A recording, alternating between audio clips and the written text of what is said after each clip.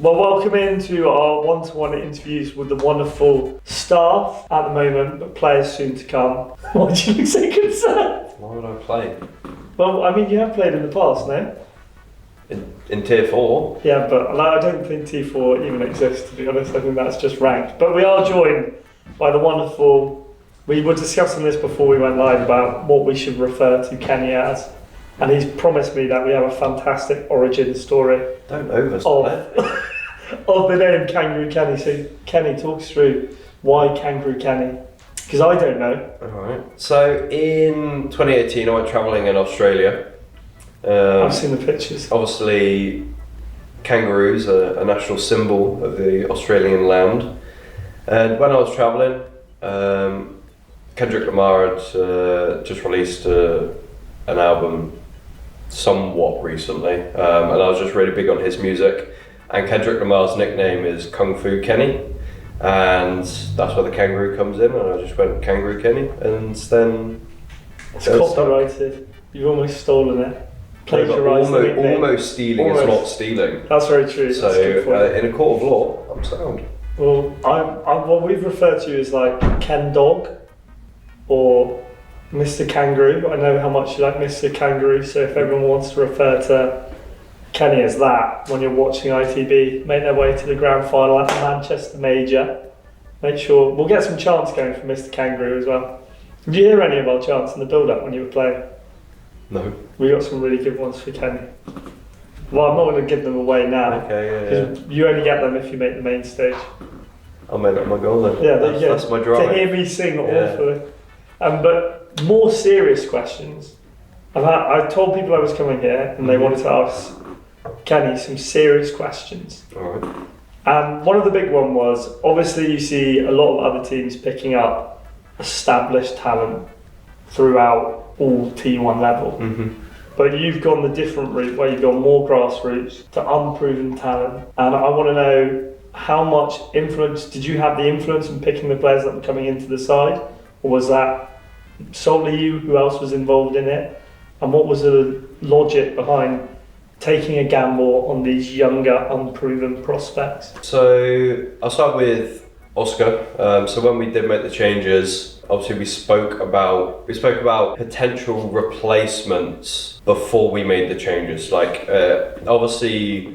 Are you able to share with us any of the names that you discarded? You don't have to. You don't have to. So we actually had a very small trial process. Yeah. We had. Obviously, the replacements of being Kanto and Yonka, we needed to replace those, and we had a look at how and who could be upgrades in what we needed for the team, and what we needed to make that give the team that level up. So when you say we, who else was involved in everyone. this? Everyone is always involved in anything that occurs on the team. Like no one doesn't have a voice, no one doesn't have an opinion, and it's something that I've always had with my teams. It's not like just a coach decision. Like I'm big on a lot of chemistry, team cohesion, and you're all friends first before players. And if you don't get along with each other as humans, as friends, then the team is never going to flourish as much as the potential could be. Yeah. Funny enough, like when we were on 10-star and we were finding replacements, Jegs just one day said, "I don't want to play with this person." And then he was just completely disregarded. Because if one person doesn't want to play with what's them... the thing? Is it if you have one bad apple, you have a bunch? What is it? I don't know, but the bad apple spoils the bunch. Yeah, the bad apple spoils the bunch. Yeah. I've never heard that. That might be a new one. But so you have to get along with them. So everyone has inputs. There's always a pinch of salt on what you know about players that are potential pickups, or when you're trying to brainstorm about who do you want to trial, who do you not want to trial. And there's a lot of rumours go around, and you hear through third party, and you hear from other people about work ethic of certain players, or attitudes of certain players. But I think that we all understand you have to take those rumours with a pinch of salt, because people's attitudes can be products of their environment. If a lot of people in Siege have been in bad teams, you'll never perform in a bad team if there's a certain player in the team who's just disruptive, who just spoils the mood. Like, it's going to bring everyone down. Yep. So people can be products of their environment. So we ended up trialing 3 people for Kanto's role. And I'll keep it simple with Jonker's role. I went to the team and I said, Oscar will be a straight pickup. And I had worked with Oscar before. I had worked with Oscar previously. So is Azza, and I knew exactly, like, in my vision of a team and my vision of the game, Oscar fits in exactly what we want for in terms of an upgrade, and he fits with the style of play that we want to play. And he fits in the comms as well perfectly, in the fact that Kendra and Azza are already very vocal players. We didn't need then a third vocal player, because whenever we've done trials before, whether it be ITB or whether it be previous teams, we've always found that 3 vocal people really spoil the comms. So Oscar was the perfect blend between giving important information but being relatively quiet in the comms. So Oscar was a straight pickup. Kenny and Noah hadn't played with him before, but because me and Azza knew what Oscar was like and knew he would be a perfect fit, they trusted our decision. And the 3 trials, for Kanto's role, for our entry role, we trialled Creeds, we trialled Adrian, and we trialled Draw from Revan now. Draw has a lot of potential as a fragger, and we think that Draw hasn't necessarily been on teams that he can perform at his best. He's always been, like, when he's in Revan in Mexico first time around, he had Joe on the team, which is a real disruptor, and then he was in and around T2 in Europe beforehand, and he's a big player. He can win you a game single-handedly. We've seen in the Mexico League, he's had some phenomenal moments, he's had some phenomenal games. So we trialled those 3. Adrian was, I don't know how much I'll go into it, but Adrian was given an offer by Team Secret after the second day that we trialled him, and I it was a concrete offer of, we will pick you up. And I said to him, that's 100% offer to get in tier 1. We are technically, you're a 33% chance. You're one of 3 people. We've only seen you for 2 scrims. I'm not going to be able to give you any sort of concrete information about whether you're most likely to be picked up. You're least likely, because T1's about consistency, and we have to see consistency from trials. So I basically said to him, it's obviously your decision, but if I was not ITB, I would say you take the Team Secret offer. So then we left for Draw and Creeds, and we ended up going with Charlie. No discredit to Draw, but I think Charlie fit with the way we wanted to play the game better. To answer your initial question, thank you. You finally got that. T2 players, or inexperienced or young players, obviously they're a risk, but you can mould them into what you want. And I think we really started on playing to the meta. And Creeds from Jihu really understood, like, the counting meta, and most universally known as split theory. He brought that side into our team, and it was a brilliant fit. He understood the game, and Oscar understood the game, and we all collected on one ideology that obviously has been working. And I guess that brings me on to my next point I wanted to ask is, I did a prediction at the start of the season of where I thought ITB would finish, and I was very wrong. But my logic behind it, and I think a lot of people's logic behind it, was that it's a project, and it was such early stages of it that people weren't sure, like the stage 1 might have come too soon, because even the team was different from Malta, which was a couple of weeks before actual stage 1. And I guess, did you expect it to click as well as it's clicked and get the results you have? Or was this even a surprise to you? Obviously, you know how these players play, but I mean, was this still a surprise to you to get to a major? I think so. We had a month as a team before EUL started. Like, we made the changes. I remember our first scrim was on the 16th of February as the new team, and EUL started on the 18th of March. So we had a month to prepare. I kind of set out like what that month would be. and I segmented it into weeks and focuses on what to improve. So first week was just strats.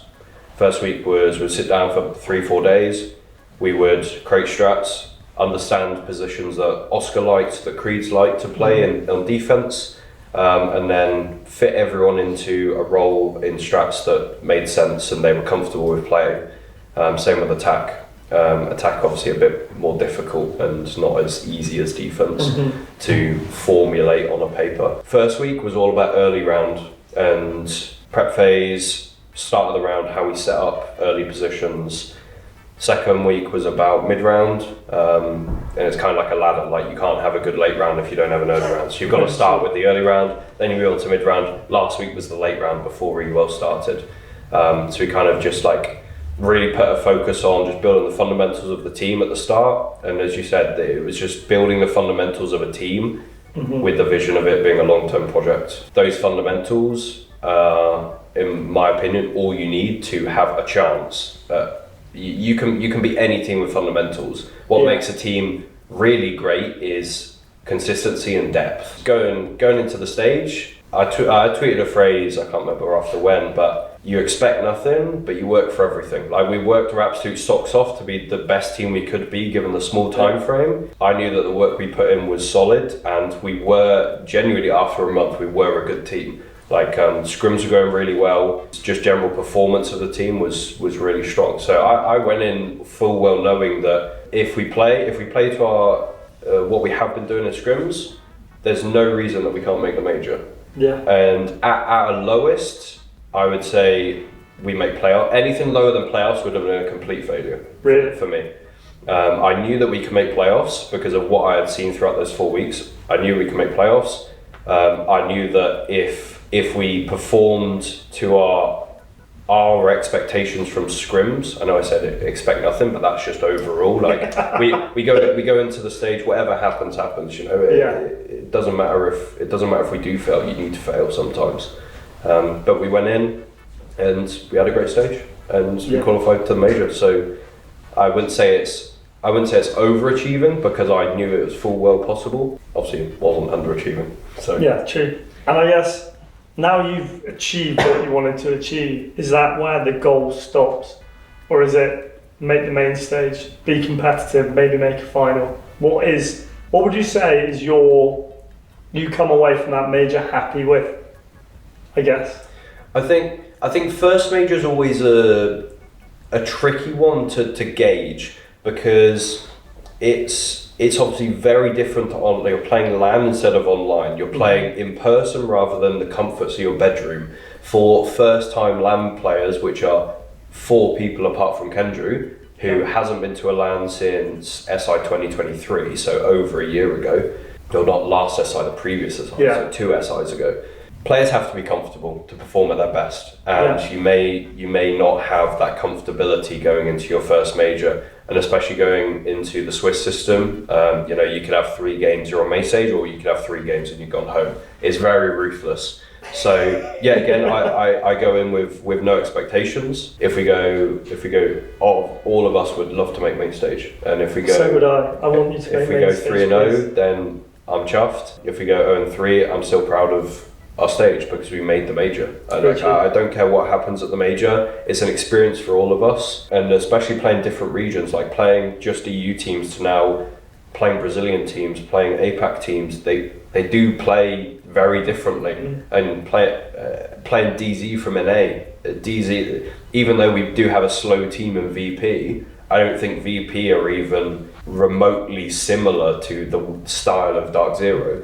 So it's all about learning different styles, and obviously we're going to get to grips with that by scrimming different international teams. But obviously game day is always different, and you just have to turn up as long as we show our best and show that we can compete with international teams. We took a map off BDS the other day. Why can't we take a map off FaZe or Furia? I have full belief in the team. We just have to turn up and perform.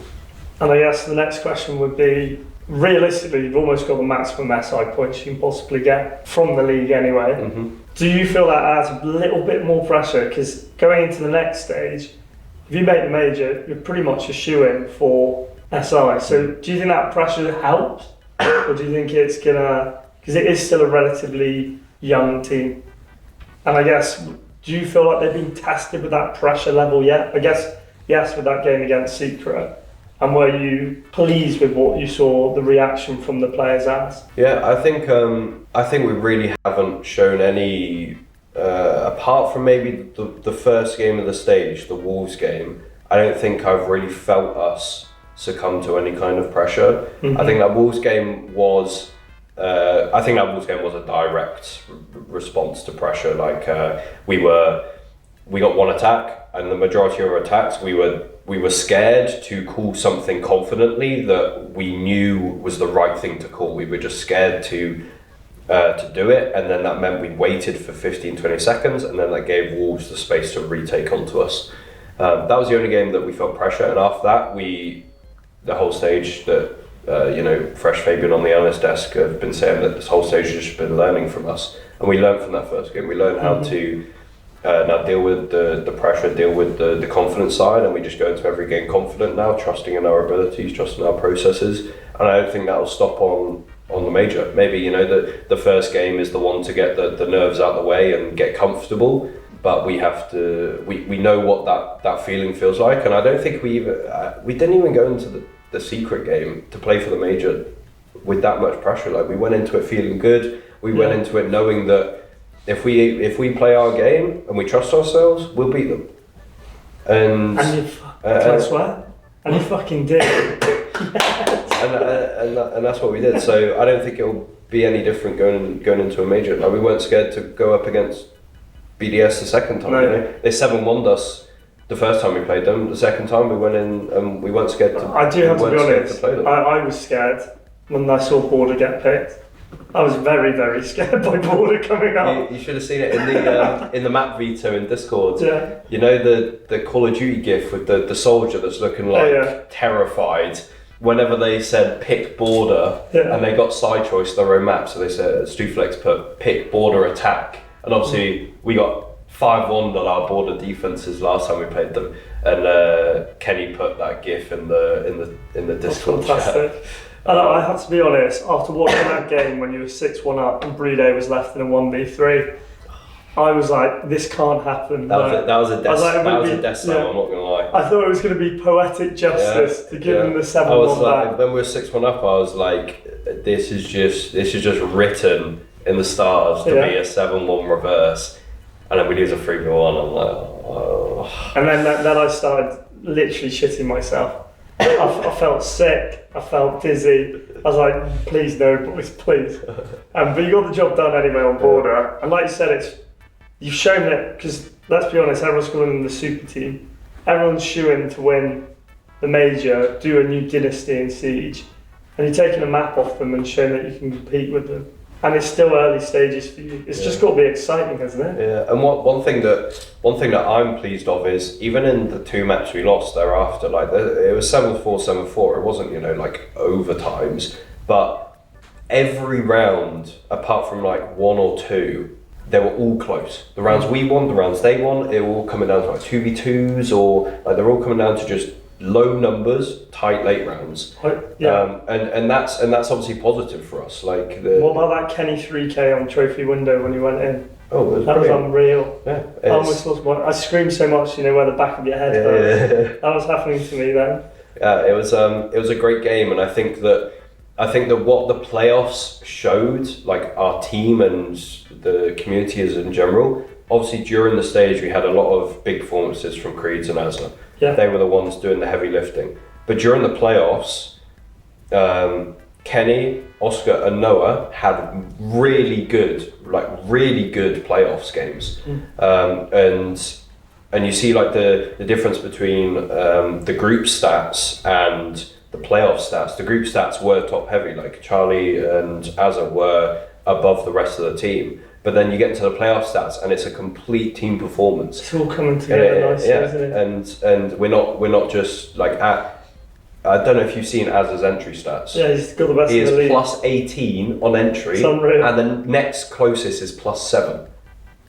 That is ridiculous. It's all that going in and opening up the floor below on border. Everyone's suiting their jobs. I reckon about 60% of that's due to border. Yeah. He is a demon on the buck on border. And then my next question is going to be, going into the major, if there's one team like you would love to absolutely smash, who is it and why? Absolutely smash. Like, is there any bad blood anywhere? Not just play. I don't have any bad blood with anyone. I think for the team, like if we played Team Secret again, it's a rival game. Like we've always, like last stage we were very close as teams. Like they beat us in the group stage, then we beat them in the LCQ 2-1. This stage we've both improved, but we've both improved towards a very similar level, and they beat us in the group phase. We beat them in the playoffs. Like and you know you've got the Cretan Adrian rivalry. Yeah, true. Adding to it. Oscar played with Secret in Malta. He could have joined them. Kenny used to play for Secret. Kenny used to play for them. I used to be on a team with Savage. Oscar and Juma are really good friends. Like there's a lot of tangling between the two teams, and I think it just creates it's not a bad blood rivalry, it's just a healthy rivalry. Like we're two teams, very competitive, we both have friends and connections, and it just means that it's a good game. That's a good answer. It's a very good answer, thank you. But the team that I would like to play, I would love to play FaZe. FaZe? I just look at not smashing. Surely you love a team I just like to play. I like how FaZe play the game. I think I just like them as a team. I like just how they fundamentally play the game, and I think they're a team that like I look up to. So to make a major is one thing, but you know, to play teams and organisations that I've watched from home play at every event, I think it's quite like prestigious for me to then go directly up against them. That sounds good. And I have two more quick questions, quick ones. Sure. I've been asked to ask, is Oscar a real human being? Because no one's ever seen him make any emotion whatsoever on his face. Apart from the... Yeah, so can you confirm if he's real or if he's AI for me, please?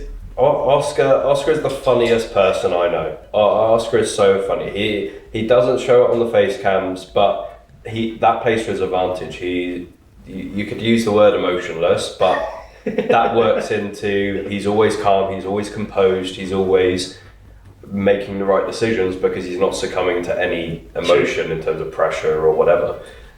So yes, he is real. Behind the scenes, he is very talkative. Well, yeah, I can confirm he is real because I met him downstairs and he is a human being. Yeah. He's not an AI. But just on camera, even in interviews, you know, he is awkward as hell. But he is a good human. And then the final question, in case we've got anyone coming to the Manchester Major to cheer on ITB, not from the UK, if you had to recommend one food item for someone not from the UK or Europe coming over, what are you going for? I mean, there's been a lot of talk about Toby Carveries from the Americans. Toby and I wouldn't downplay a Toby Carvery at all. Me and my girlfriend love Toby Carveries, so it's got to be a Toby Carvery. Perfect, there we go. And that's an interview with Mr. Kendall. Thank you, brother. Thank you, man. It was good. Thank you.